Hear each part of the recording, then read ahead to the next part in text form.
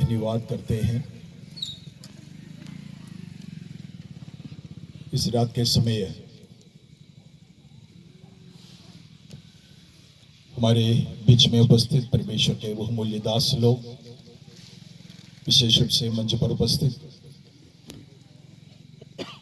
Church of God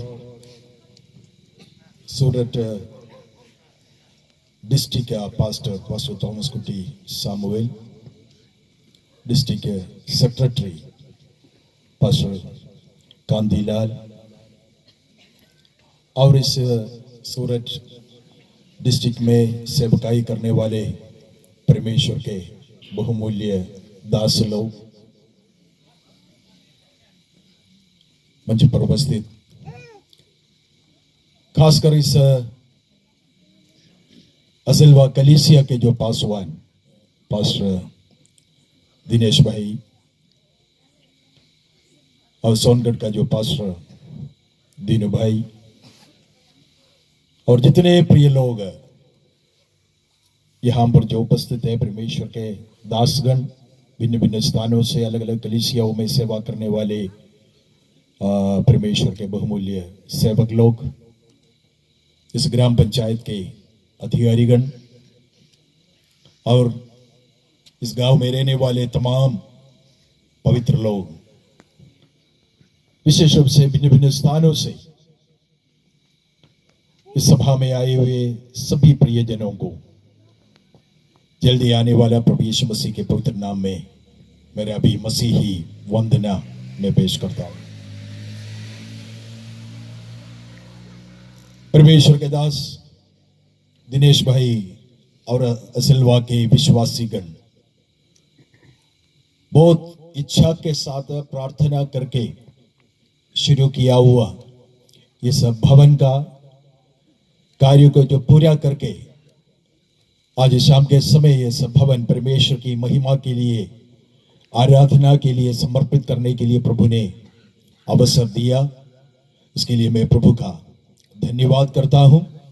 Paswan परिवार को और कलीसिया के तमाम प्रिय लोगों को और जितने लोगों ने उनमें मेहनत किया है, मदद किया है, चाहे आपने छोटी रकम दिया हो या ज्यादा, आप सबों को परमेश्वर बहुदाय से आशीष दे, यही मेरी प्रार्थना है।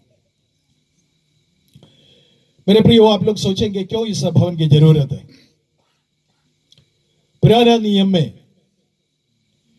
परमेश्वर जब इस्राएल के लोगों को बुलाकर अलग किया तो उस समय उसका नेतृत्व करने वाला परमेश्वर के भक्त मूसा को परमेश्वर ने यूं कहा, मैं अपने लोगों के बीच में वास करना चाहता हूं, इसलिए तुम मेरे लिए ऐसा एक पवित्र निवास स्थान तैयार करना। परमेश्वर क्या चाहता था? परमेश्वर अपने लोगों के बीच में वास करना चाहता था, इसलिए ऐसा स्थान तैयार करना। कैसा स्थान? एक पवित्र निवास स्थान तैयार करना, अर्थात परमेश्वर का भवन, परमेश्वर और परमेश्वर के लोग एक साथ मिलने वाला जगह है। हालेलुया। यह भवन परमेश्वर और परमेश्वर के लोग एक साथ मिलने वाला जगह है। आप विश्वास करते हैं? हम यही प्रार्थना करते हैं, जब कभी परमेश्वर का नाम लेकर कोई उस भवन में जाए सो वहां पर परमेश्वर का उपस्थिति को वो महसूस करने पाए। उस भवन का जो लाइटिंग, उसके अंदर का जो सजावट, ये कोई भी चीज से ज्यादा महत्वपूर्ण नहीं है। वहां सबसे ज्यादा महत्वपूर्ण बात यह है कि उसके अंदर पाए जाने वाला परमेश्वर का उपस्थिति। हालेलुया। उस उपस्थिति में हमें छुटकारा मिलता है, उस उपस्थिति में हमें चंगाई मिलता है, उस उपस्थिति में ही हमारे हर एक समस्या का समाधान मिलता है। हालेलुया।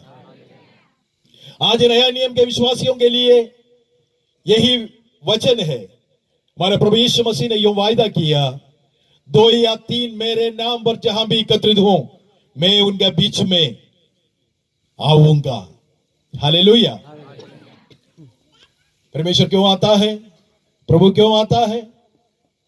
एक तो हमारी आराधना स्वीकार करने के लिए, सो वहां पर पवित्र आराधना होना चाहिए।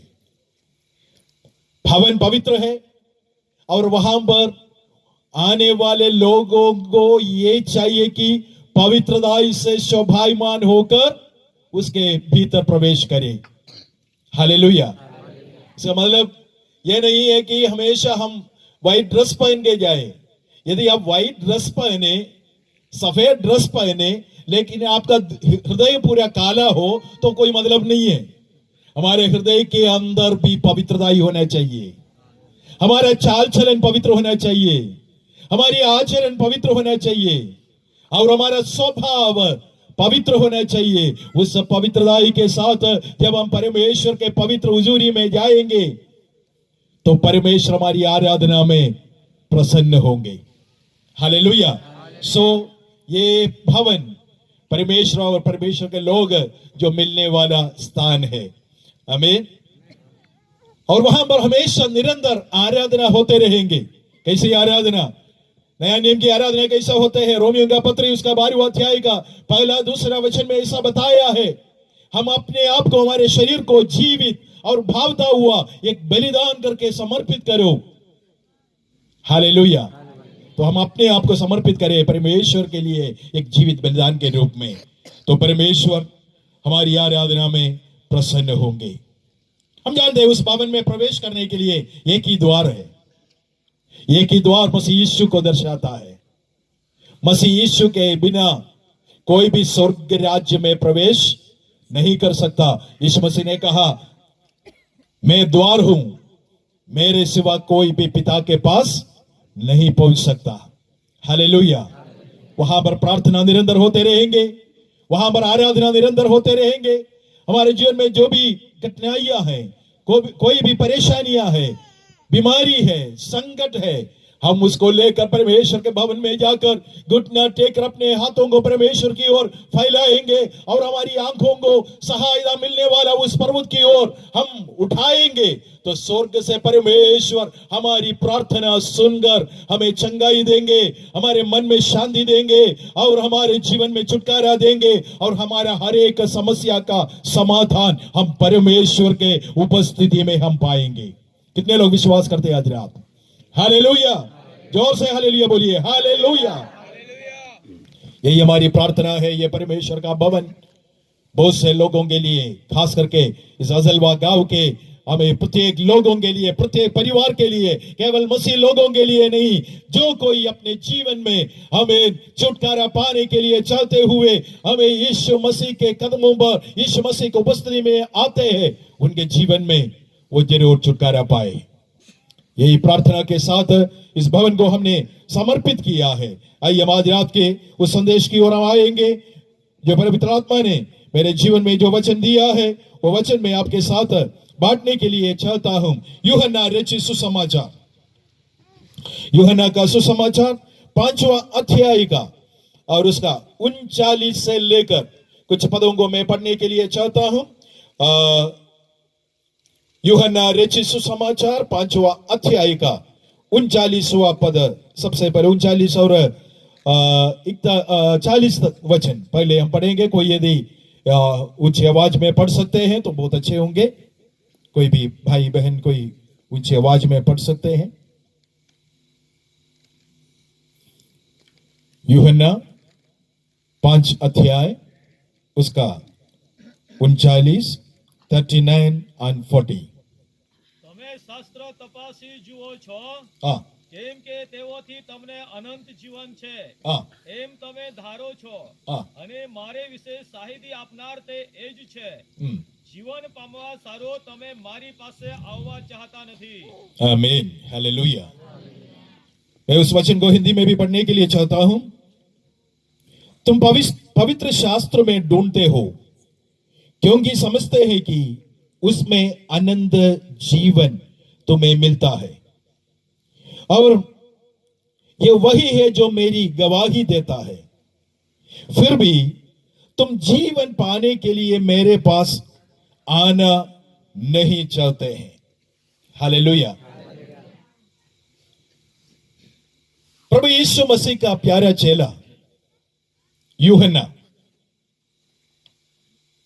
यीशु मसीह को परमेश्वर का पुत्र करके उन्होंने इस सुसमाचार में और उनके द्वारा लिखा हुआ पत्रियों में जो बताया, और खास करके यूहन्ना उनके पत्री या उनका सुसमाचार पढ़ने वालों को एक संदेश देना चाहता है। वो संदेश ये है कि इस धरती का हमारा जीवन थोड़ा समय का है, लेकिन इसके बाद एक जीवन होता है। वो जीवन है अनंत जीवन। क्या है? जोर से बोल लीजिए, अनंत जीवन।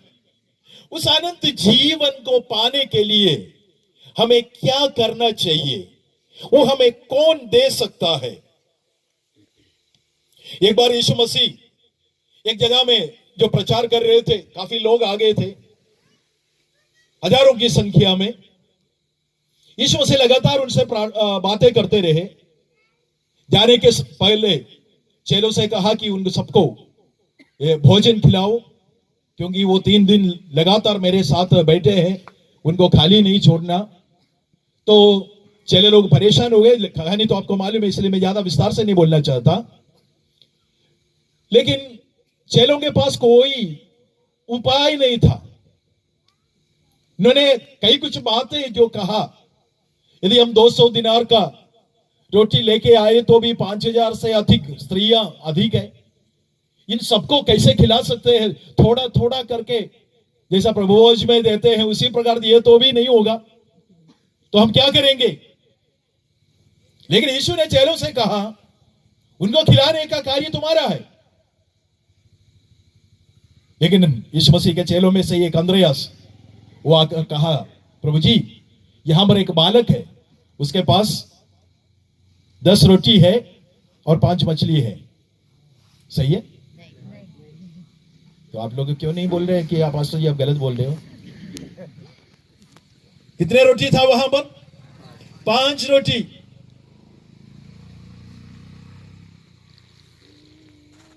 केवल स्त्रियां 5000 के ऊपर, फिर पुरुष और बच्चे कितने हैं वहां गिनती नहीं है। लेकिन यीशु मसीह ने कहा, वो मेरे पास लेके आओ। वो 5 रोटी और 2 मछली अपने हाथ में लेकर प्रभु को धन्यवाद दिया। लोगों को बांटने के लिए कहा गया। 12 चेले और भी लोग जो है सबको खिलाया। यीशु मसीह ने कहा, जितना बचा है वो सब वापस लेके आओ। कितना ठोकरी वापस मिला? 12 ठोकरी। मैं ये विश्वास करता हूं वहां सेवा करने वाले 12 चेले लोग हैं, सबको जो है एक एक ठोकरी दे दिया, तुम लेके जाओ। हालेलुया। प्रभु की सेवा यदि आप करोगे, परमेश्वर आप किसी को खाली नहीं छोड़ेंगे। हालेलुया। जो लोग आकर सुन के गया है उनको पेट भर के मिला है, लेकिन जिन्होंने प्रभु की सेवा किया है उनको केवल पेट नहीं भरा है, उनको एक एक टोकरी दिया है। इसलिए कभी भी प्रभु की सेवा करने का अवसर मिलता है तो आपको क्या करना चाहिए? सेवा करना चाहिए। अब लोग पूछेंगे क्या सेवा करेंगे? परमेश्वर के भवन में आकर झाड़ू लगाए तो भी सेवा है, चटाई बिछाए तो भी सेवा है। हालेलुया। हमें गीत गाए तो भी सेवा है, प्रार्थना करेगा तो भी सेवा है। हमें जो कुछ हम कर सकता है हम परमेश्वर के नाम की महिमा के लिए करेंगे। हमें वो प्रभु की सेवा है, उसकी सेवा करने वाले किसी को भी परमेश्वर लज्जित नहीं करेगा। विश्वास करने वाले हाथ उठाकर प्रभु का धन्यवाद करें। हालेलुया। सब लोग खा पी कर चले गया, चेले लोग भी चले गया। अगले दिन लोग यीशु मसीह को ढूंढ रहे हैं। ढूंढ ढूंढ के आया, समुद्र के किनारे पाया तो प्रभु से पूछने लगे, प्रभु तो अभी तक कहां था? हम आपको ढूंढ रहे थे। तो यीशु मसीह ने उनसे कहा, तुम इसलिए मुझे ढूंढ रहे हैं क्योंकि तुम्हें कल रोटी मिला था तो आज भी तुम्हें शायद रोटी मिलेगा, यही सोचकर तुम मुझे ढूंढ रहे थे। लेकिन मैं तुमसे कहता हूं, नाश होने वाला भोजन के लिए नहीं, बल्कि आनंद जीवन तक ठहराने वाला जीवन की रोटी की चाहत रखो। हालेलुया। यदि हम केवल नाश होने वाले भोजन के लिए हम इच्छा रखेंगे, वो आपको मिल जाएगा। कभी आपका पेट भरेगा, कभी आपका पेट आधा भरेगा। लेकिन परमेश्वर के पास जो भी आते हैं हमें आनंद जीवन के खोज में, तो उनको परमेश्वर जीवन का रोटी देगा, जो उससे आपको भूख नहीं लगेगा, प्यास नहीं लगेगा, और वो आपको आनंद जीवन तक पहुंचाने वाला है। हालेलुया। आमीन। यूहन्ना का सुसमाचार 6वां अध्याय में हम इस प्रकार पढ़ते हैं, उसके 25 से लेकर वचनों में, और उसका 27 वचन में लिखा है कि नाश होने वाला भोजन के लिए नहीं, अनंत जीवन तक ठहराने वाला भोजन के लिए तुम परिश्रम करो। मनुष्य का पुत्र वो तुम्हें देगा, क्योंकि पिता परमेश्वर उसके लिए उन्हें ठहराया गया है। हालेलुया। किसको आनंद जीवन मिलेगा? जो यीशु मसीह पर विश्वास करने वालों को अनंत जीवन मिलेगा। जिसके पास पुत्र है उसको जीवन है, जिसके पास पुत्र नहीं है उसको जीवन नहीं है। हालेलुया। तो हमारा यीशु मसीह इस धरती पर इसलिए आया क्योंकि हमें जीवन देने के लिए। यीशु मसीह ने यूं कहा, देखो चोर क्यों आता है? चोरी करने, है ना? लेकिन यीशु मसीह ने कहा, देखो चोर इसलिए आते हैं। यूहन्ना का सुसमाचार 10वां अध्याय का 10वां वचन में लिखा है, चोर इसलिए आते हैं चोरी करने, घात करने और सब कुछ नष्ट करने के लिए आते हैं। हालेलुया। जो चीज हमारे पास बहुमूल्य है उसको लूटने के लिए चोर आता है।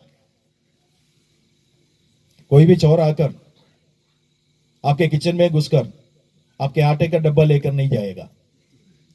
लेकिन जो चालाक चोर है उसको मालूम है आजकल लोग अपने सोना चांदी आटे के डब्बे में, चावल के डब्बे में रखे हैं, तो इसलिए वो उसको भी उठाने का कोशिश करते हैं। लेकिन हमेशा सफल होना कोई जरूरी भी नहीं है। तो चोर जो आते हैं वो बहुमूल्य चीज को ले जाने के लिए या लूटने के लिए आते हैं। शैतान को जो चोर के साथ प्रभु यीशु मसीह ने तुलना किया।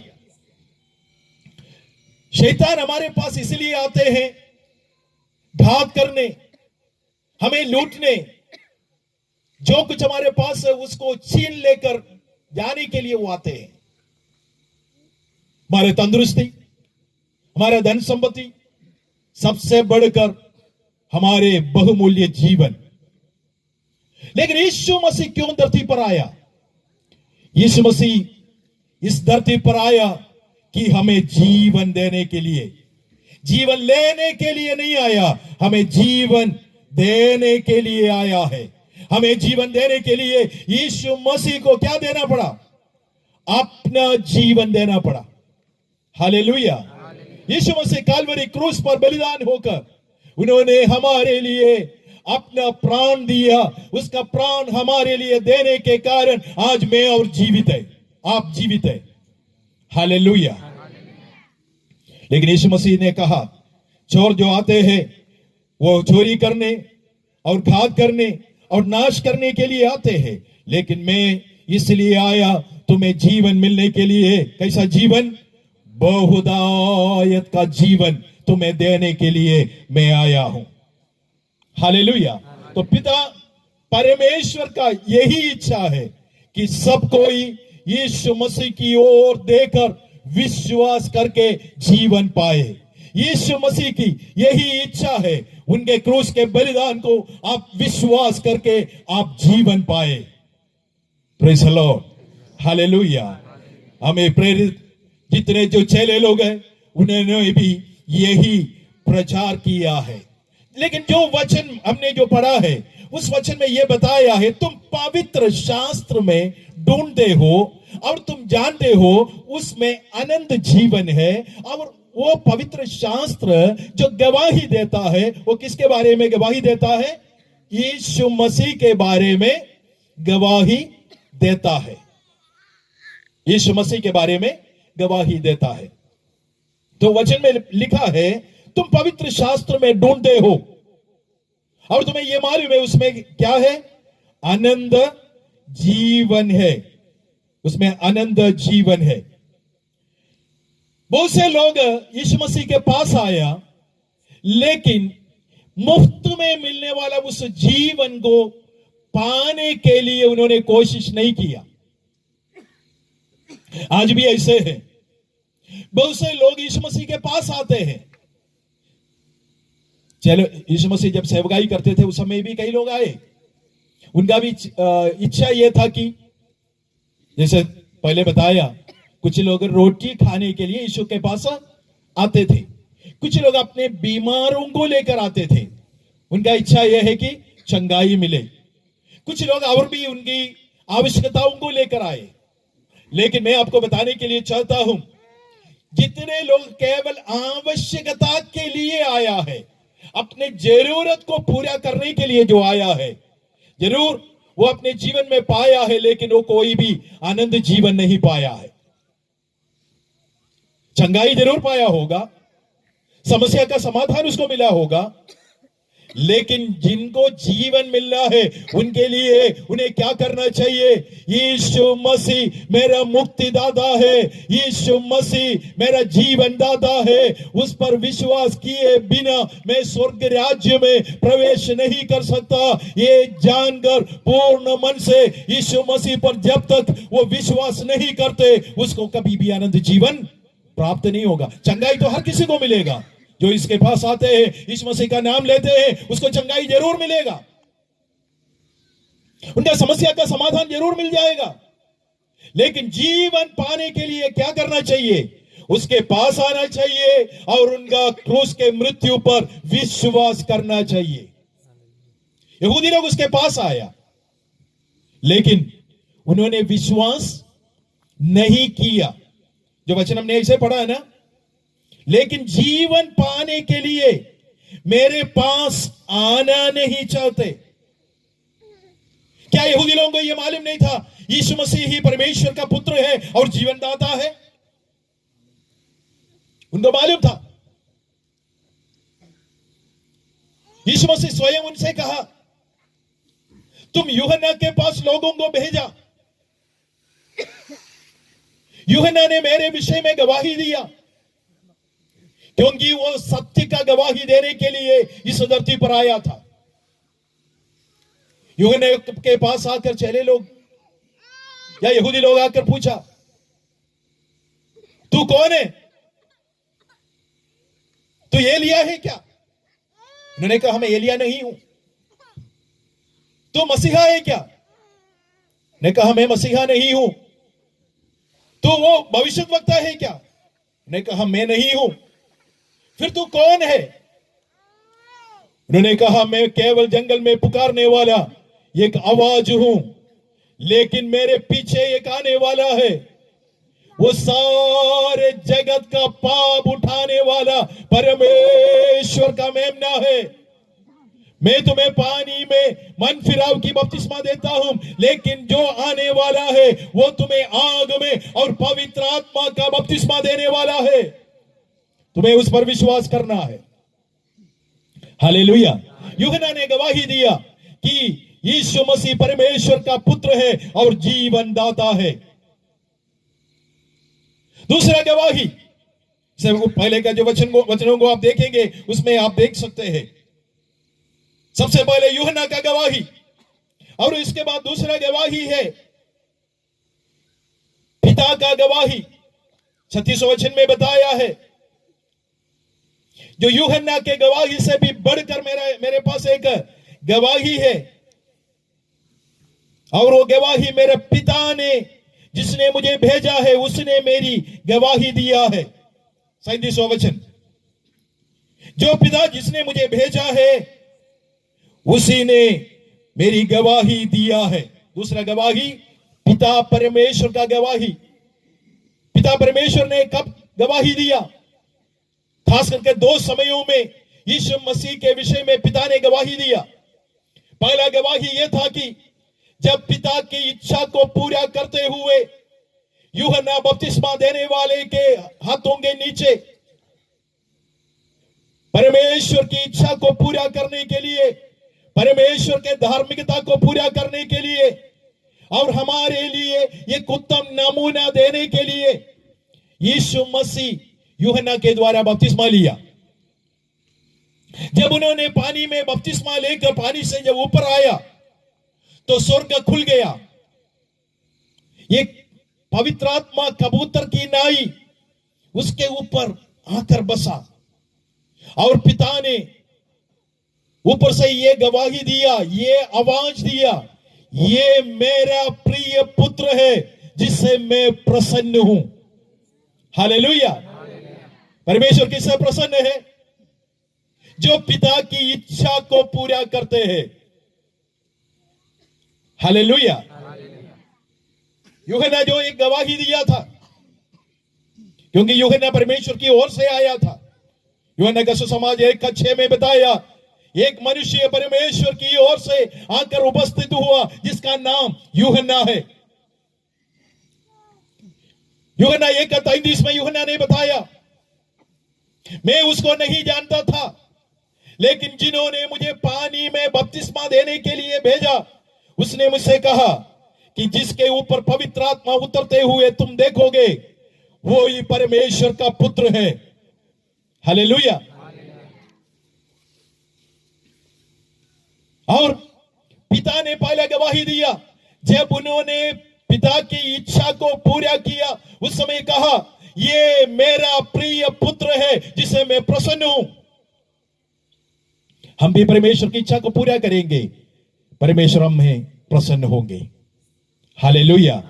इसके पुत्र पर विश्वास करने से, पुत्र ने जो आज्ञा दिया है, सारे जगत में जाओ, सारे सृष्टि के लोगों को सुसमाचार सुनाओ, जो विश्वास करते हैं उन्हें पिता पुत्र पवित्र आत्मा में बपतिस्मा दो और जो कुछ मैंने आज्ञा दी है उसको मानना सिखाओ। तो जो उनकी बातों को सुनते हैं, मानते हैं, उन पर पिता प्रसन्न होता है। हालेलुया। दूसरी बार पिता ने गवाही यह दिया, जब ताबोर पर्वत पर यीशु मसीह के आने वाले कष्ट के बारे में, मतलब यरूशलेम में उनके साथ जो कुछ होगा उसको पकड़ाए जाएंगे, उस पर कोड़े लगाएंगे और उसके सिर पर कांटों का मुकुट रखेंगे, उनके आंखों को बंद करके लाठी से उसके सिर पर मारेंगे, उसके हाथों में उसके पैरों में कील ठोकेंगे, भाले से उसके पसली को छेदेंगे और उनको हमें दुष्टों के साथ हिस्सा देकर उसको क्रूस पर मारेंगे। ये सारी बातों का गवाही स्वर्ग से उतरा हुआ दो गवाह वहां पर उस रूपांतर वाले पहाड़ी में उनसे कहा। यीशु मसीह ने पिता के उस इच्छा को, चाहे वो क्रूस का मृत्यु भी क्यों न हो, चाहे वो मानव जाति के पापों के प्रायश्चित के लिए अपने आप को बलिदान करना पड़े, तो भी मैं उसके लिए तैयार हूं करके जब उन्होंने दुख उठाने के लिए अपने जीवन में निर्णय लिया, तो पिता ने उसी समय उस निर्णय पर अपने मोहर लगाते हुए पिता ने कहा, हमें ये मेरा प्रिय पुत्र है, उस पर कान लगाओ। दूसरी बार गवाही दिया। पहला गवाही कब दिया? जब पिता के इच्छा को पूरा करके यूहन्ना के द्वारा बपतिस्मा लिया, उस समय गवाही दिया कि ये मेरा प्रिय पुत्र है जिससे मैं प्रसन्न हूं। दूसरा गवाही कब दिया? आने वाले दुख के बारे में उन दूतों ने उनको जो बताया, माना जाता है मूसा और एलिया, उन्होंने इसके विषय में बताया था। यरूशलेम में उनके साथ क्या क्या होने वाला है उसका जानकारी उनको दिया, लेकिन यीशु मसीह उससे अलग नहीं हुआ। यदि दुख उठाना ही पिता की इच्छा है तो उसको सहने के लिए मैं तैयार हूं, ये उन्होंने हमें कबूल की, तो पिता ने उसको मानकर कहा कि ये मेरा प्रिय पुत्र है, उनकी ओर कान लगाओ। हालेलुया। पिता ने गवाही दिया कि यीशु मसीह परमेश्वर का पुत्र है। तीसरा गवाही वहां पर हम देखते हैं 36वां वचन में, परंतु मेरे पास जो गवाही है वो यूहन्ना की गवाही से बड़ी है, क्योंकि जो काम पिता ने मुझे पूरा करने को दिया है, अर्थात यही काम जो मैं करता हूं, मेरा गवाह है। हालेलुया। यीशु मसीह ने जो काम किया है वो ही उसकी गवाही है। यीशु मसीह ने क्या काम किया हम जानते हैं। यीशु मसीह रोगियों को चंगा किया, चाहे कोई भी रोगी क्यों ना हो, बुखार से लेकर चाहे कैंसर तक, हर प्रकार की बीमार यीशु मसीह के पास आए। अंधे आए, चंगाई पाकर देखते हुए परमेश्वर की महिमा करते हुए चले गए। लंगड़े आए, चंगाई पाकर उछलकर कूदकर परमेश्वर की महिमा करते हुए चले गए।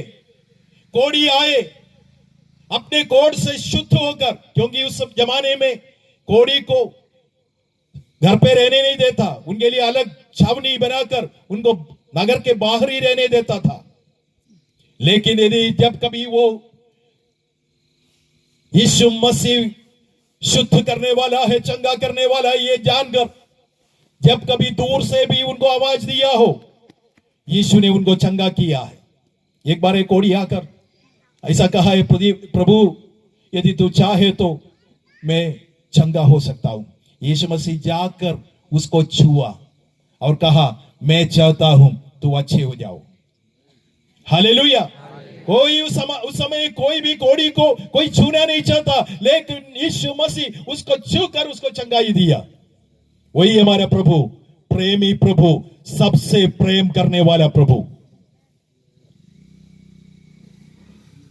अंधे आए, देखते हुए चले गए। लंगड़े आए, चलते हुए कूदते हुए चले गए। कोढ़ी आए, चंगाई पाया। दुष्ट आत्मा पीड़ित आए और स्वतंत्र होकर चले गए।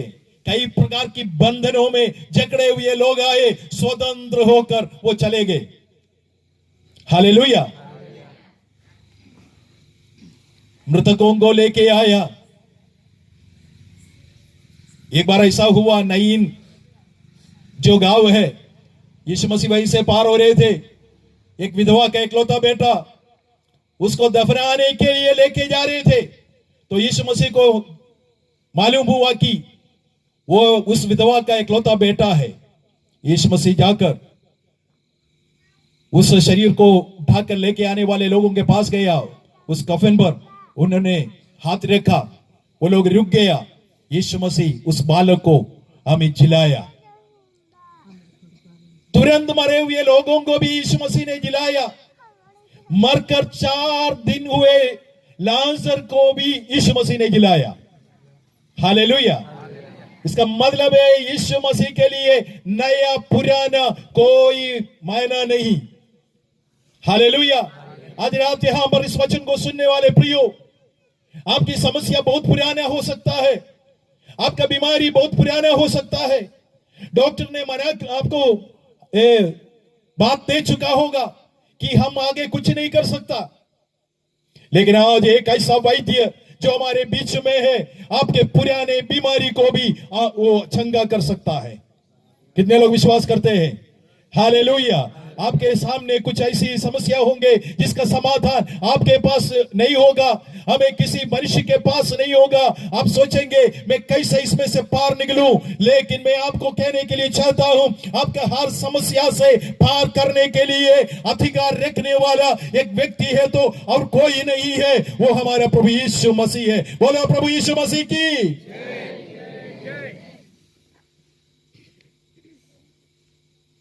बीमार चंगे हुए, दुष्टात्मा पीड़ित स्वतंत्र हुए, मृतक जी उठे हैं।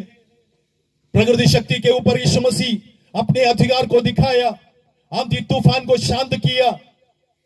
पानी के ऊपर, समुद्र के लहरों के ऊपर वो चलते उन्होंने दिखाया।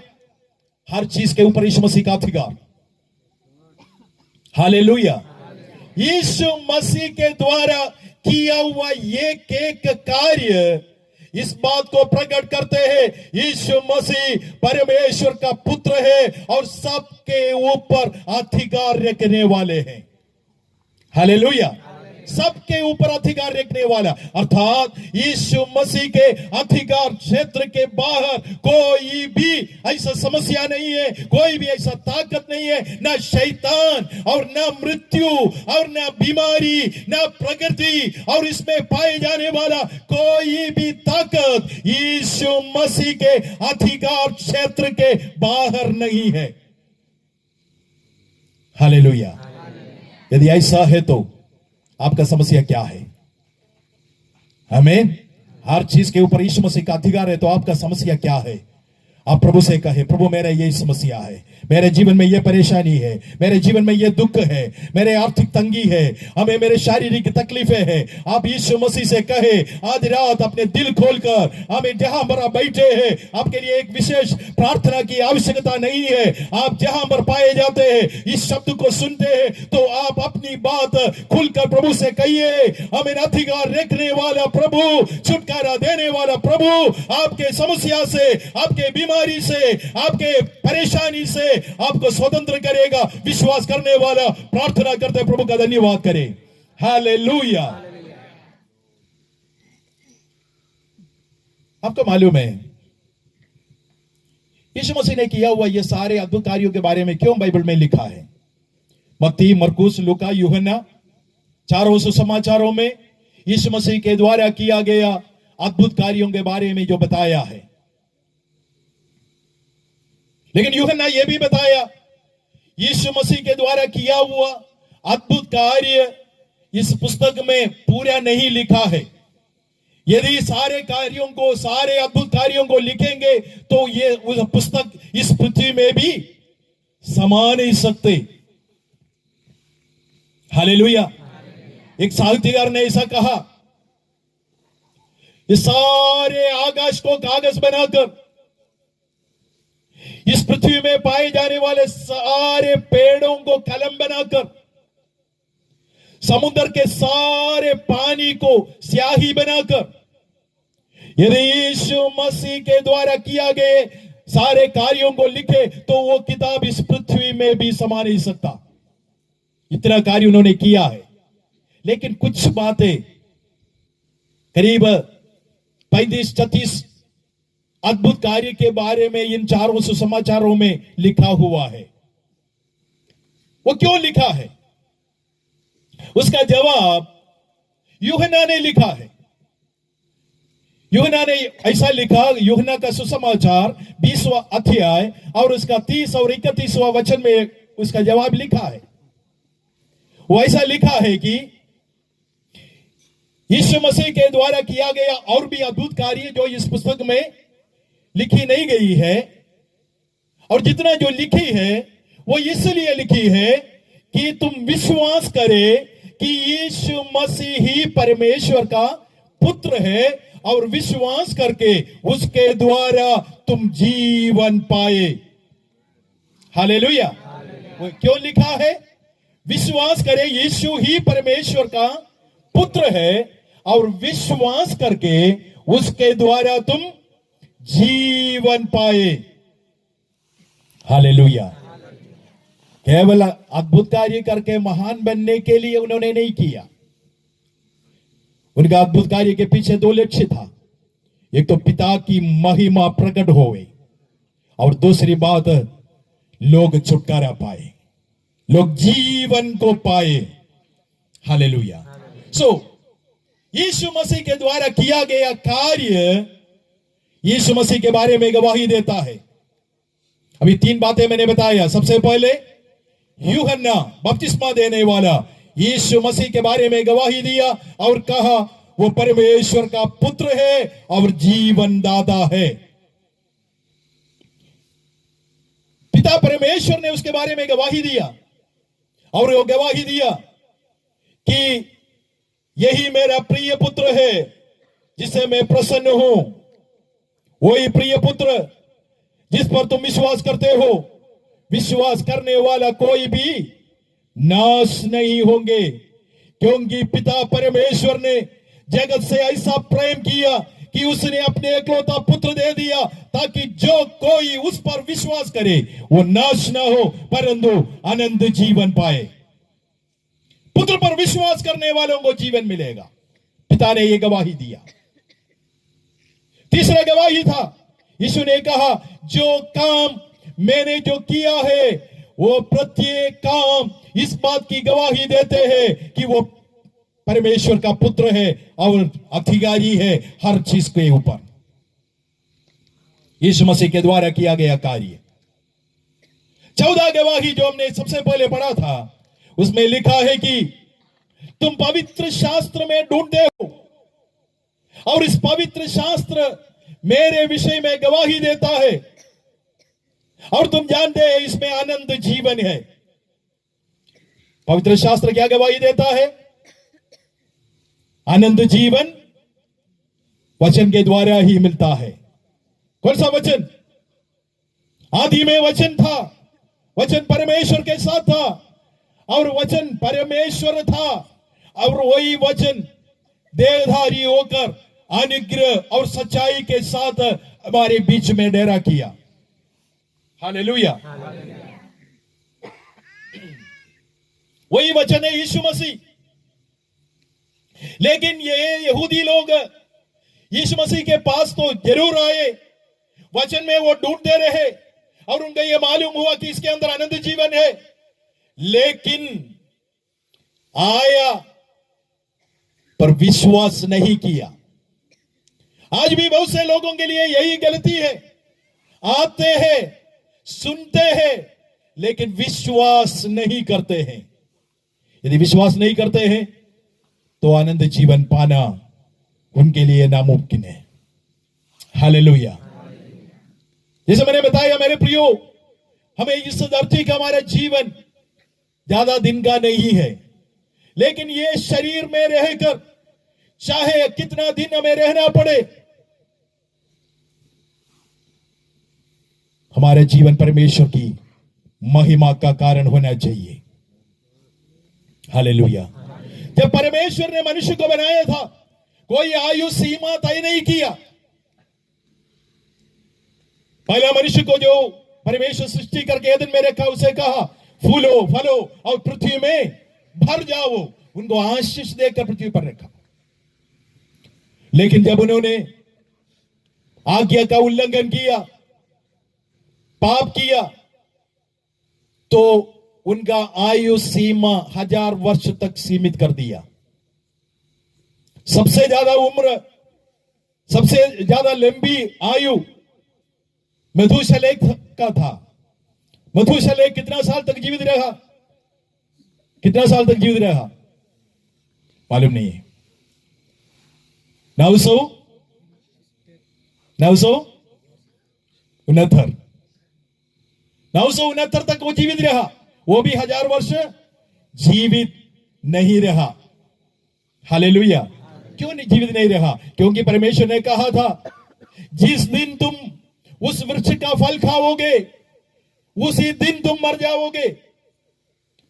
एक दिन, लेकिन उस समय तो उसका प्रकाशन हमें नहीं मिला था। लेकिन 90 भजन संहिता में मूसा ने लिखा, प्रभु मानो तेरे दृष्टि में एक दिन 1000 वर्ष के समान और 1000 वर्ष एक दिन के समान है। यदि ऐसा है तो 969 साल जीवित रहने वाला मेथूशलह भी एक दिन पूरा नहीं जिया परमेश्वर के हिसाब से। और उसके बाद फिर भी मनुष्य पाप करते रहे। नूह के समय आया, मनुष्य का पाप फिर भी बढ़ते गया। परमेश्वर ने मनुष्य के आयु को कटौती कर दिया, 120 वर्ष कर दिया। 120 वर्ष तो भी मनुष्य का पाप रुका नहीं है। फिर परमेश्वर ने मनुष्य के आयु को कटौती कर दिया। मूसा जब 90 भजन संहिता लिखते हैं, उसमें बताया है मनुष्य का आयु मानो 70 वर्ष का, बैल के कारण 80 भी हो सकता है, लेकिन बड़ा कठिनाई के साथ, कई दर्द के साथ, कई दुख के साथ। यहां बैठने वाले भाइयों से, बहनों से, जवानों से, बच्चों से पूछे तो सब लोग बोलेंगे बस जी बहुत से तकलीफें हैं। बहुत से तकलीफ है, कमर का दर्द, पैर का दर्द, हाथ का दर्द, पेट का दर्द, सिर का दर्द। दर्द के बिना हमारे शरीर तो है ही नहीं। हालेलुया। चाहे 40-50 तक तो ठीक है, दौड़ते हैं, लेकिन उसके बाद फिर धीरे धीरे बल कम होते जाते हैं। 70 वर्ष 80 तो हो जाए तो बड़ा क्लेशपूर्ण होता है। हालेलुया। आजकल एक और समस्या भी बढ़ गया है, 80 हो गया तो फिर बच्चों को भी माता पिता नहीं चाहिए, उनको वृद्धाश्रम में छोड़ देते हैं। उनको संभालना मुश्किल हो जाता है क्योंकि जिद्दी हो जाता है। बचपन में थोड़ा बहुत बच्चे लोग जिद करते हैं, बुढ़ापे में भी बच्चे समान हो जाता है और जिद करना शुरू करते हैं, तो लोग मानते नहीं है। सो ठीक है, मैं छोड़ देता हूं इस बात को। सो हमारे आयु बहुत सीमित है, लेकिन निर्णय लेने के लिए हमारे पास केवल यही आयु है। हालेलुया। हम जानते हैं, शुरुआत में ही मैंने एक शब्द जो इस्तेमाल किया था, हम यहां पर परदेशी है। हम यहां पर परदेशी है। अक्सर हम एक गीत को ऐसा गाते हैं, हम यहां परदेशी है, स्वर्ग हमारा देश है, ये हमारी आशा है, मसीह के संग जाएंगे। हम यहां परदेशी है, स्वर्ग हमारा देश है, ये हमारी आशा है, मसीह के संग जाएंगे।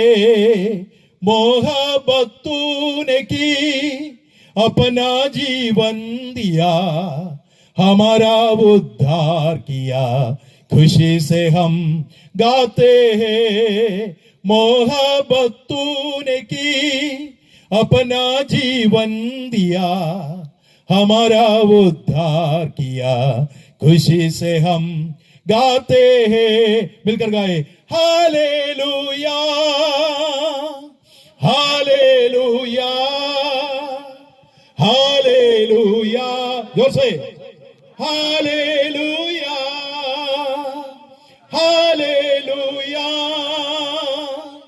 Hallelujah hallelujah hallelujah. हालेलुया नहीं आता? गुजराती में भी हालेलुया है ना, मराठी में भी हालेलुया है ना। मैं मलयालम, मेरा मातृभाषा मलयालम है, मलयालम में भी हालेलुया ही है। Praise the Lord. आप कोई भी जगह में जाएंगे, कोई भी दुनिया में जाएंगे, सब जगह हालेलुया वही ही है। आपको मालूम है, स्वर्ग में भी वही भाषा है। हालेलुया। धरती में रहकर स्वर्ग की भाषा बोलना चाहते हैं आप लोग, तो कंजूसी नहीं करना, जोर से हालेलुया बोलते रहो, क्योंकि स्वर्ग में भी यही बोलना है। Hallelujah.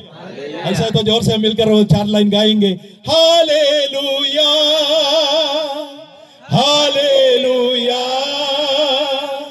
Hallelujah hallelujah hallelujah hallelujah hallelujah hallelujah. हम यहां पर परदेशी है, स्वर्ग हमारा देश है, ये हमारी आशा है, मसीह के संग हम जाएंगे। कौन जाएंगे? इस शरीर में रहकर यीशु मसीह पर विश्वास करके जीवन पाने वाला लोग ही अब स्वर्ग में जाएंगे। हालेलुया। मसीह के साथ रहेंगे। समय बहुत आगे निकल जाए, इसलिए 1-2 बातें बताकर मेरे शब्दों को मैं सीमित करने के लिए चाहता हूं। हालेलुया। तो कई लोगों ने तिरस्कार किया, अनंत जीवन है करके उनको मालूम है, लेकिन उन्होंने क्या किया? उसको तिरस्कार किया। उनमें पहला झुंड कौन है? यहूदी लोग, क्योंकि उन्होंने गवाही भी सुना है। किस किस का गवाही सुना? यूहन्ना का गवाही सुना, पिता परमेश्वर का गवाही सुना, यीशु मसीह ने किया हुआ कार्यों के बारे में उन्होंने देखा जाना, पवित्र शास्त्र में ढूंढा। वो पवित्र शास्त्र भी गवाही देता है कि यीशु ही परमेश्वर का पुत्र है और जीवन दाता है। लेकिन उन्होंने जीवन पाने के लिए उसके पास नहीं आया, उन्होंने उस अनंत जीवन का तिरस्कार किया। दूसरा, एक जवान, वो एक कलीसिया का सरदार था, मतलब वहां का एक सेवक समझ सकता है। एक जवान वो यीशु मसीह के पास आया और उसे कहने लगा, हे अच्छे गुरु, अनंत जीवन को पाने के लिए मुझे क्या करना होगा? यीशु मसीह ने उनसे कहा, जो व्यवस्था में दिया गया आज्ञाओं का पालन करो। क्या क्या आज्ञा पालन करना है? झूठ नहीं बोलना, खून नहीं करना, व्यभिचार नहीं करना, झूठे गवाही नहीं देना। तो इस प्रकार जो जितने व्यवस्था में दिया है उन सारे आज्ञाओं का पालन करना, अपने माता पिता का आदर करना। तो ये जवान बड़ा अच्छा है। एक तो वो कलीसिया के प्रधान है, और दूसरी बात जवान है, और तीसरा उसका गवाही यह है कि वो बड़ा धनी है, और वो यीशु मसीह अच्छा गुरु करके वो जानता भी है। उसके बारे में बहुत से खूबियां बोलने के लिए तो है, लेकिन वो आकर ये पूछता है कि मुझे आनंद जीवन पाने के लिए क्या करना चाहिए? उन्होंने कहा, अभी तुम आज्ञाओं का पूरा पालन करते हैं ना? तो उन्होंने कहा, मैं बचपन से लेकर मैं ये सब कुछ मान के आता हूं। तो बड़ा हमारे दृष्टि में स्वर्गराज में प्रवेश करने के लिए सबसे पहला नंबर उसी का ही होगा, है ना? क्योंकि सारे खूबियां उनके अंदर है। बचपन से लेकर, हमारे बच्चे तो सब लोग इतना आनाकानी करते हैं, प्रार्थना करने के लिए बुलाएंगे तो भी नहीं आएंगे, वचन पढ़ने के लिए बोलेंगे नहीं करेंगे, एक वचन याद करने के लिए बोलेंगे तो भी नहीं करेंगे, चर्च में आकर सबसे पहले बैठकर क्या करेंगे? खेलेंगे। तुम्हारे बारे में बता रहा हूं मैं। वहां पर बैठकर चटाई का जो है एक कड़ी को जो है उसको निकालेंगे, फिर दूसरे को नोचेंगे, खेलते रहेंगे, है ना? लेकिन वो जवान ऐसा नहीं था। बचपन से लेकर वो परमेश्वर के सारे वचनों का, नियम का पालन करने वाला था। लेकिन यीशु मसीह ने कहा, सही वो जवान बहुत अच्छा था, बचपन से लेकर परमेश्वर के सारे वचनों का पालन करने वाला था। लेकिन यीशु मसीह ने उसे कहा, तूने जो कुछ बोला है वो सच है। क्योंकि किसको बोल रहा है? यीशु मसीह सारे हृदय के विचारों को भी जानने वाला यीशु मसीह के सामने उन्होंने बोला, ये सब मैं बचपन से लेकर मानता हूं। तो यीशु मसीह को मालूम है सच है, उन्होंने मानने वाला ही है। वो प्रभु के सामने झूठ नहीं बोला है, सच ही बोला है। लेकिन यीशु मसीह उनसे कहा, यदि ऐसा है तो ये काम तुम्हें करना है। जो कुछ तेरे पास धन संपत्ति है उसको बेचकर कंगालों को दो, फिर मेरे पास आ जाओ। बचपन से लेकर सारे नियमों का पालन करने वाला उस सज्जन केवल उसी बात पर निराश होकर यीशु मसीह के पास से अपने मुंह लटका कर चले गया। मेरे प्रियो, मैं एक सच्चाई आपको बताने के लिए चाहता हूं। बाइबल में मैंने जितने लोगों के बारे में पढ़ा है, जितने लोग यीशु मसीह के पास आया है, हो सकता है फुला हुआ चेहरे के साथ, लटका हुआ चेहरे के साथ, उदास होकर, निराश होकर, बिल्कुल बड़े संकट के साथ यीशु मसीह के पास आए हो, लेकिन हर कोई मुस्कुराते हुए, प्रभु को धन्यवाद देते हुए, आनंद के साथ वापस गया है। हालेलुया। बीमार आया, चंगाई पाकर आनंद के साथ गया। मृतक परिवार में भी गया, वहां का मातम को उन्होंने हटाकर वहां पर खुशी का एक लहर उस घर के अंदर, घर के लोगों के अंदर दे दिया। लेकिन यीशु मसीह के पास आकर उदास जाने वाला केवल एक ही व्यक्ति के बारे में मैंने पढ़ा है, वो यही है, हमारे दृष्टि में सज्जन है, लेकिन वो व्यक्ति निराश होकर चले गया। कारण यह है, वो उनका धन संपत्ति उनके लिए परमेश्वर था। उससे बढ़कर वो कोई समझौता करने के लिए तैयार नहीं था। यही बात यीशु मसीह जानकर उसे कहा, जो तेरे पास है उसको बेचकर कंगालों को दो, और उसके बाद मेरे पास आकर उस जीवन को पाओ। हालेलुया। एक दृष्टांत बताकर मेरे शब्दों को मैं समाप्त करने के लिए चाहता हूं। तिरस्कार किया हुआ दो लोगों के बारे में मैंने बताया। पहले मैंने बताया अनंत जीवन क्या है, कैसे हम प्राप्त कर सकता है। अनंत जीवन यीशु मसीह है। यूहन्ना 17वां अध्याय उसका 3-4 वचन में लिखा है, एक सत्य परमेश्वर और उसके बेटा यीशु मसीह को जानना ही अनंत जीवन है। पिता परमेश्वर और उसके द्वारा भेजा हुआ पुत्र यीशु मसीह को जानना ही अनंत जीवन है। और उसके विषय में जितना गवाही जिन्होंने भी दिया है उसके बारे में मैंने बताया, क्योंकि अनंत जीवन हमें देने के लिए पिता का इच्छा था। अनंत जीवन हमें देने के लिए पुत्र यीशु मसीह इस धरती पर आया। अनंत जीवन के बारे में प्रेरितों ने शिक्षा दिया और खुद यीशु मसीह ने उसके बारे में लोगों को बताया। उसने कहा, देखो चोर आता है लूटने, घात करने, नाश करने, लेकिन मैं आया हूं तुम्हें जीवन देने के लिए, अनंत जीवन देने के लिए, बहुदायक का जीवन देने के लिए।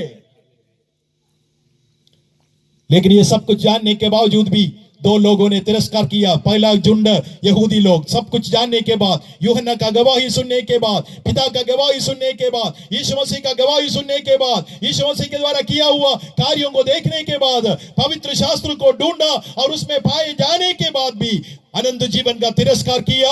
तो आज रात यहां पर बैठने वाले, इस वचन को सुनने वाला, हम कोई भी यहूदियों के समान ना बने, उस जवान के समान ना बने, बल्कि विश्वास करके, मसीह को अंगीकार करके, उसके द्वारा मिलने वाला जीवन को हम प्राप्त करें।